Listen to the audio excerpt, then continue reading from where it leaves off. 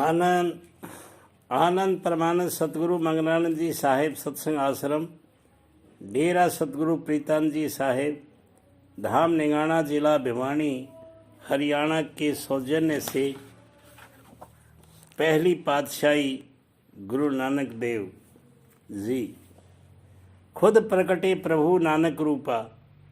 पंडित जी की बात सुनकर मेहता कालूराय ने अपने पुत्र को फारसी की शिक्षा प्राप्त करने के लिए मौलवी कुतुबुद्दीन के पास भेजा। मौलवी अपने तरीके से नानक को पढ़ाने लगे। बालक नानक भी बड़े मनयोग से फारसी पढ़ने लगा। एक दिन मौलवी ने बालक नानक से आलिफ बोलने के लिए कहा। इस पर नानक ने आलिफ का अर्थ मौलवी से पूछा। मौलवी कुतुबुद्दीन बालक नानक के प्रश्न से हैरान रह गए, क्योंकि उन्हें खुद आलिफ का अर्थ पता नहीं था।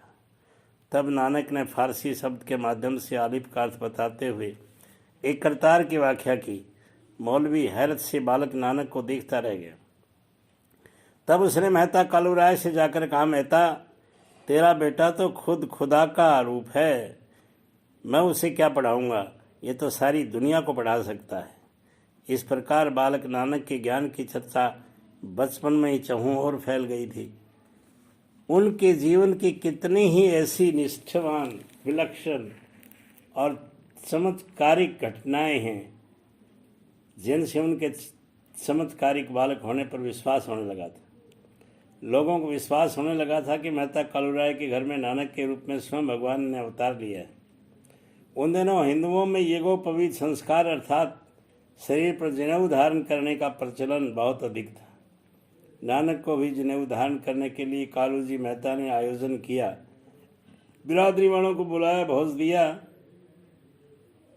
लेकिन नानक ने जनेऊ पहनने से साफ इनकार कर दिया।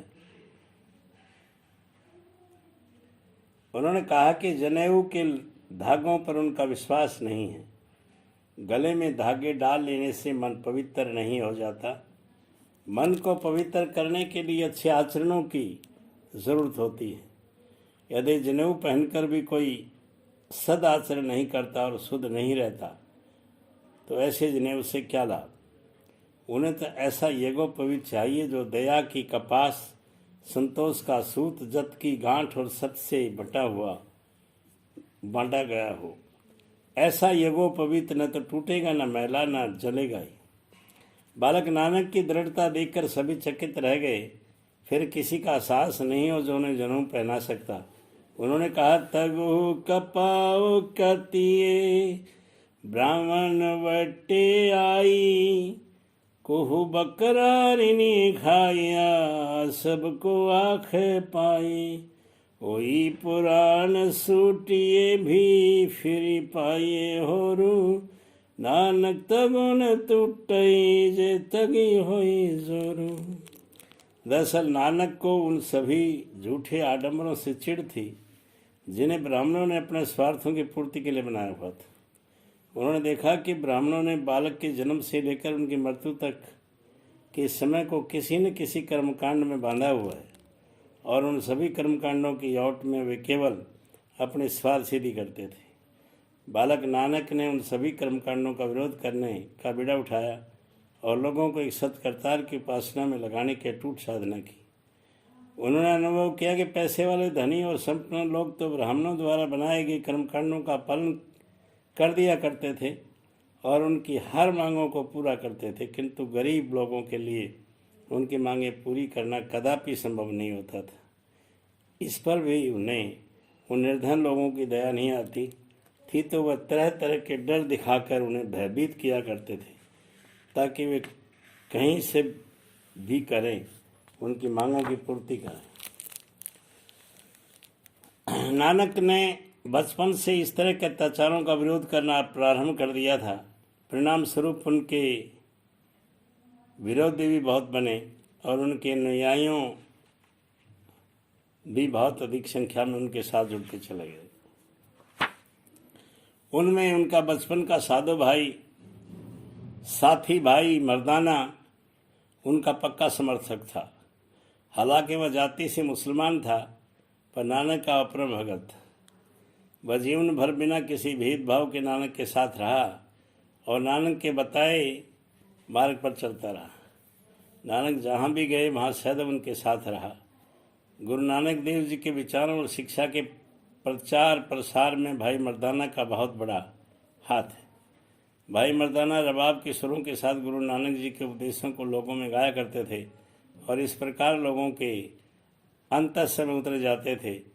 जब भी गुरु जी को अकाल पुरख से नया संदेश आता था तो वह कहते थे, मर्दाना रबाब छोड़ वाणी आई है।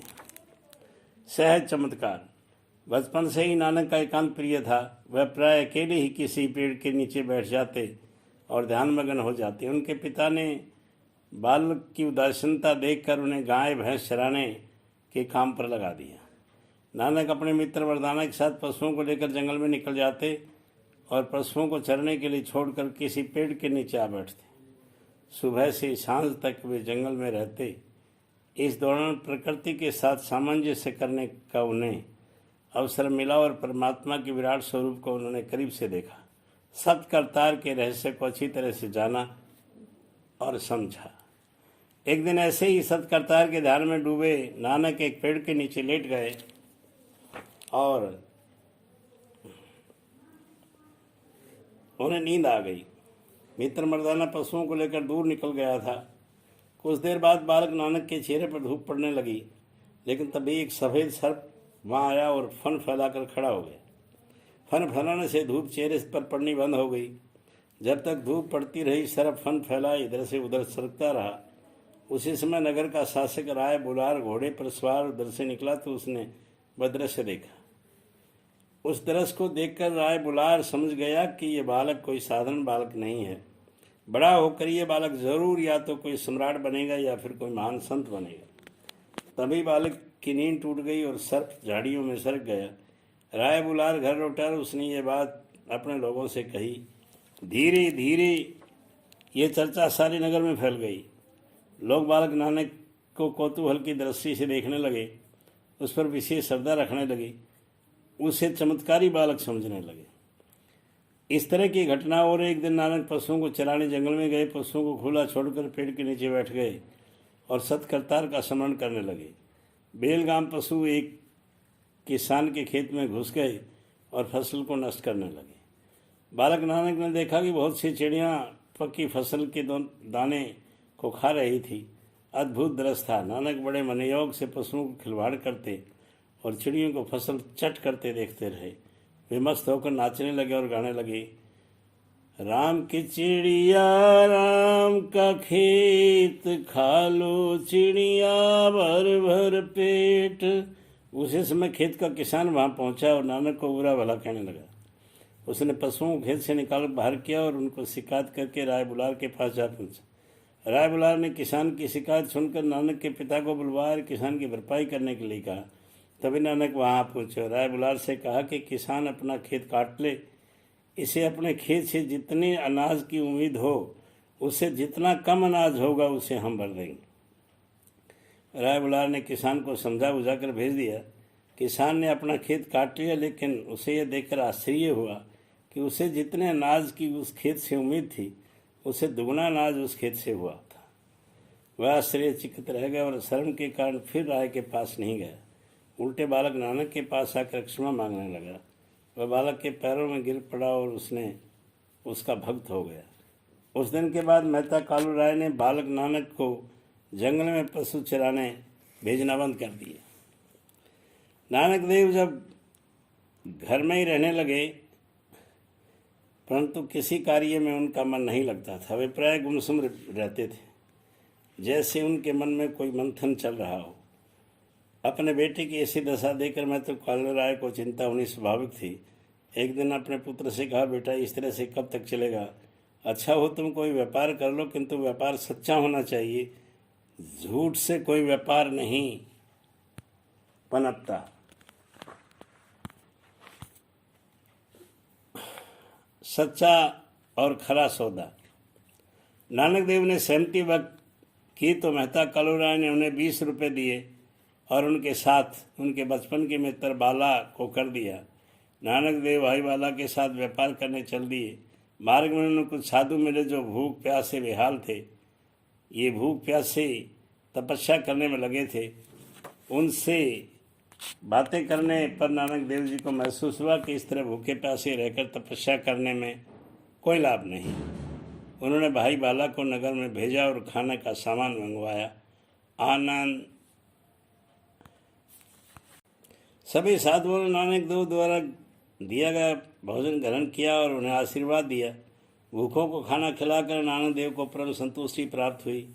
उनके 20 रुपये खर्च हो चुके थे। उन्हें इस बात का संतोष था कि उन्होंने 20 रुपये में सच्चा और खरा व्यापार किया था। बदले में उन्होंने बड़ा पुण्य कमाया था। आनंद